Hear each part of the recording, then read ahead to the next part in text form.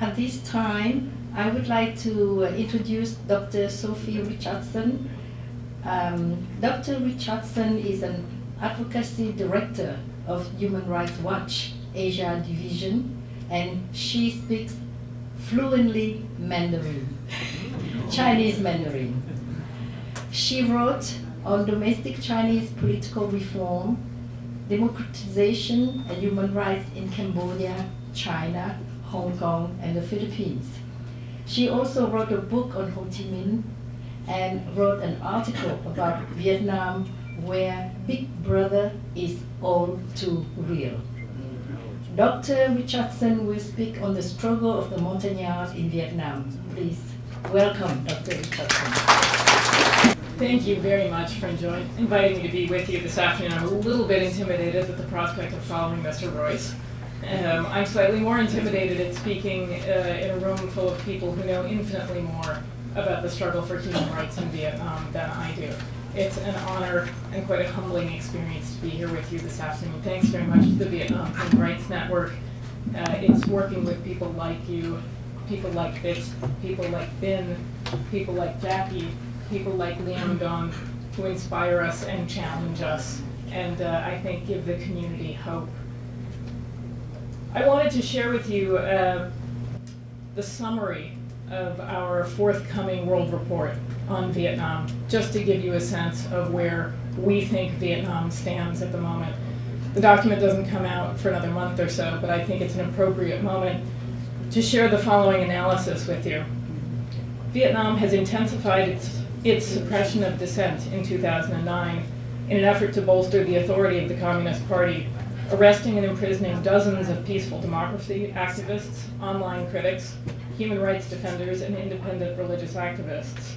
The government tightened its controls on internet use, blogging, and independent research, banning dissemination and publication of content critical of the government.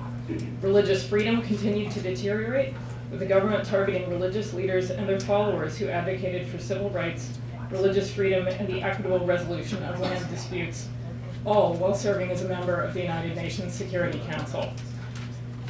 Bitch had asked me to say a few words about our views or our research on the status of different ethnic minorities in Vietnam, and I briefly wanted to touch on the fate of not just the 300 plus Montagnards who remain in prison in the Central Highlands for having done nothing more than peacefully exercise either their right to religious freedom or their political views, but also the ongoing restrictions on access to the Central Highlands to learn how those communities are doing, whether their treatment in prison has improved at all. Our view is that it has not. They are often subject to appalling conditions in prison, and the Vietnamese government continues to resist overtures by UN special rapporteurs or other independent analysts to have a look at those prison conditions and speak to those people. Most recently, we've documented incidents in Gia Lai province, in which more than 50 Montagnards were arrested for participating in unregistered house church activities. Throughout the year, we've also documented instances of police beating or shocking with electric truncheons Montagnards who refused to sign pledges saying that they would participate only in state-sanctioned church activities. I wanted to also just say a quick word about some of the work we did this year on the status of the Khmer Krom, another ethnic minority in the Delta region. This is a community that has faced serious restrictions on basic freedoms, including expression, assembly, association, and movement, and are clearly part of an official campaign on the Vietnamese government's part to monitor, infiltrate, and silence Kampuchea Krom activists. We've documented not just official party and government documents with very clear instructions to local officials about how to keep these communities under control, but also specific individuals being identified and later being arrested, detained, or enforcibly disappeared. Much of this we think stems from a particularly harsh response to demonstrations in Sok Trung province in February 2007 that's led to, among other things, the charges and imprisonment of a number of monks. We find this particularly problematic. Surveillance of activists in that community is ongoing, and indeed there's been a spillover effect into Cambodia, which seems to have no hesitations about forcing Khmer Krom activists back into Vietnam where they are arrested and detained. I'm sure somebody will speak a little bit more this afternoon about the situation in Mạng, which looks set to get a lot worse before it gets better. The question then remains for all of us in this room, what is to be done about these problems? And here I would just offer a couple of quick recommendations. First of all, Vietnam belongs on the CPC list. That should not even be.